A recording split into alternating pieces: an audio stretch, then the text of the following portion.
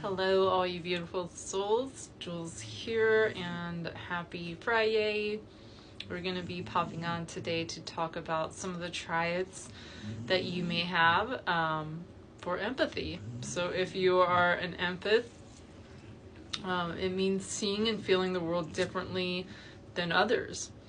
There is no one test that you can take that will definitively tell if you're an empath. Having said that, there are several key signs that are very good indicators of empathy. The more of those triads you identify with, the greater chance that you are an empath yourself. So the number one first triad is that you will take on the emotions of others. This is the most important triad of an empath. Empaths absorb the energy of those around them, both good and the bad. They feel the emotions of others so deeply sometimes that they can feel the physical pain in their bodies as well.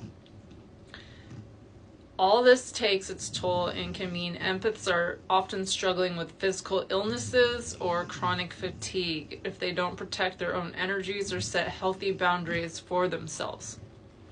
The mental toll can mean empaths often experience anxiety and depression in response to their energy that they are taking on from other people. Mood swings can be common, particularly when an empath is with a group of people. One minute they can feel sad and the next minute happy as they experience the highs and lows of empathy.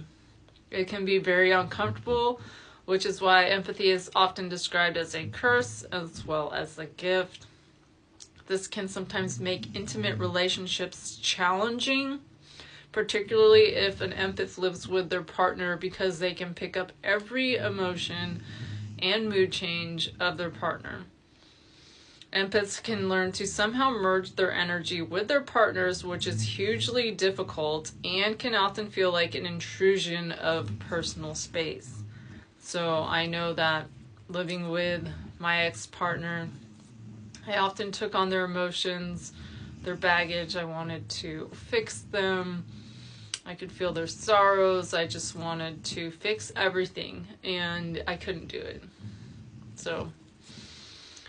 And if you have very strong intuition, like you can just sense things before they even happen, and then they partake and unfold right in front of you, just as you had thought they would, that is also empathy. So they're very highly intuitive.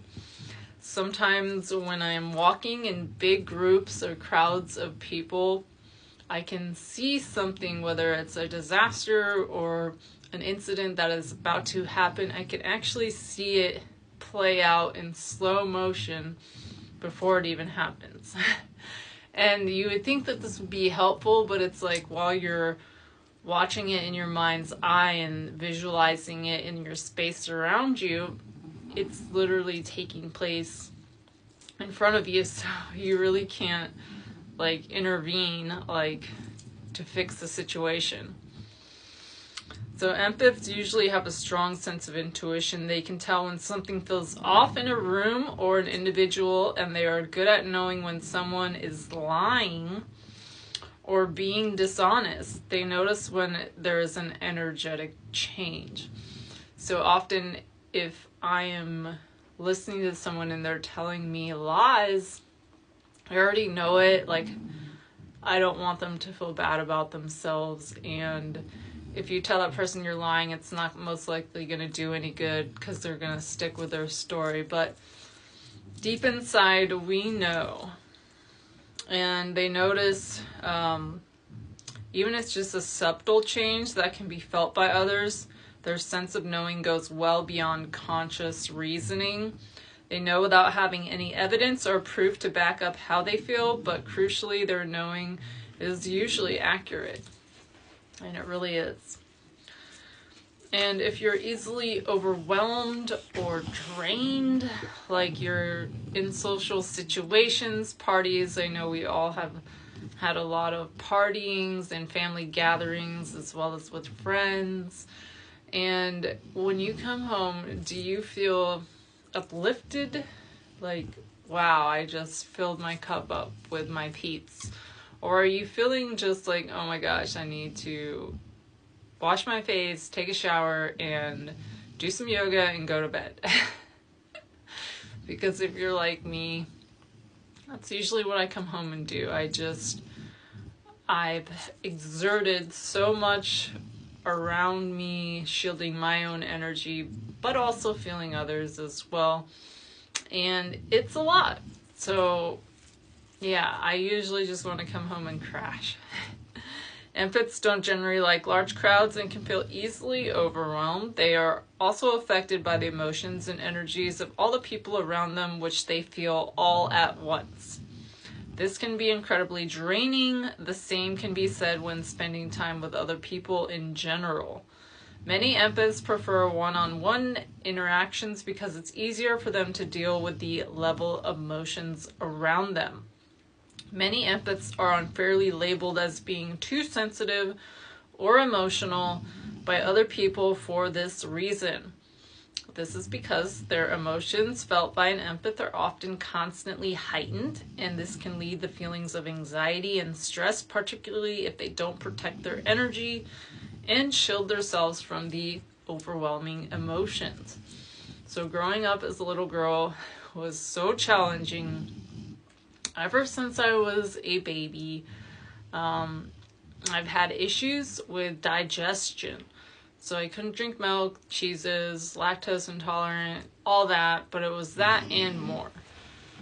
So my stomach was just always in knots. It always hurt and it always felt like death. Like I wanted to just die because the pain was so excruciating. I remember many nights and days just sleeping and lying next to the toilet all day, worshiping the porcelain goddess.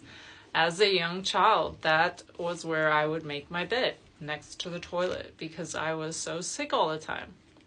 And as I grew older, I learned to not necessarily shield it, but to ignore it and not to attach myself to other people's so that I am feeling their emotions. But going to like funerals and family gatherings, it was very intense for me because I was always looking around, always people watching, always just filling in and listening to what they're saying.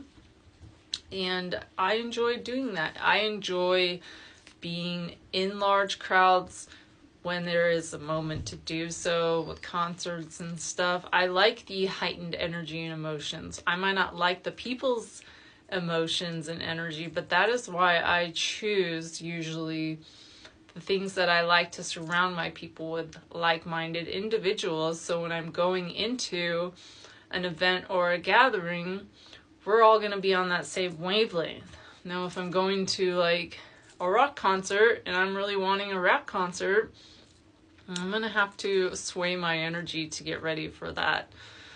So there's no like definitive, answer to empathy. It is just feeling things so deeply that it affects your whole logic and way of thinking. So being able to calm that storm is key, and once that you can grasp any type of tools or concepts to shield yourself, it really becomes so much easier.